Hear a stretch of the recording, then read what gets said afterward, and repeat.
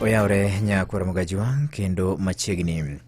Kaonti ma Siaya osegoyo okang' ewi wach mar komonyuol ka koro gie sani kwan jogo bende tiyo kod yedhe mag komonyuol e kaonti no medore nyaka e kwan atamalo 51 ma en kowuok e kwan atamalo 33 ma bende ne ntiere higa mar 2019 nyaka 2024 ma koro nyiso ni e thuolo mar higni 5 mosekalo chien kwan atamalo mag jogo bende tiyo kod yedhe mag komonyuol e kaonti ma Siaya ne omedore e kwan atamalo 18.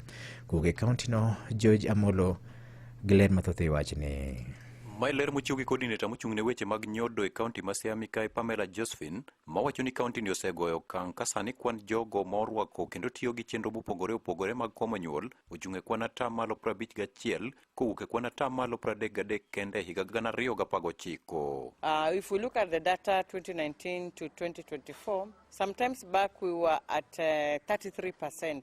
But when we were ending the year 2024, we are now at 51%, meaning there's some increase. So the level of awareness, if I use a scale of 1 to 10, I can say on family planning, we are around 7 to 8 in a scale of 1 to 10. Ka ofulo ni mayo okang' magisegoyo kokalo e puonj mane gijiwo e weche mag komonyuol. As a county, I can say we've had a journey, and this journey we've been using the high impact interventions. So in these high impact interventions, we've had sensitization meetings where we've had standardization of family planning among the healthcare providers being trained on what particular method to give to what particular client. And I can say through this, we were supported with our implementing partners. One of them was Japiego, and we also have Maristops Kenya in Siaya County. Omedo ni nyamrerwa bende osebed ka ipuonjo e yore mag jiwo jopiny mondo mi orwak chenro mopogore opogore mag komonyuol.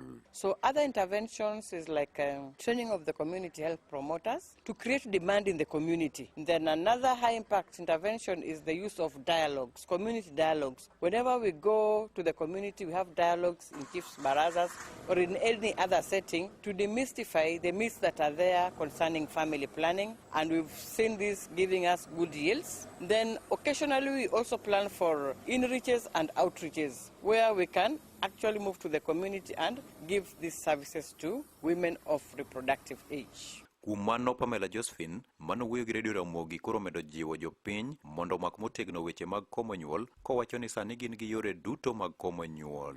So currently, as we speak, I can say we have all the commodities. We have the 5 basket mix commodities, because for a client to get a particular method, we must weigh going through to see which particular method will be suitable to that particular client. So if any client comes currently, we will be able to offer a service. Ne Radio Ramogi e kaunti ma Siaya, and George Amolo.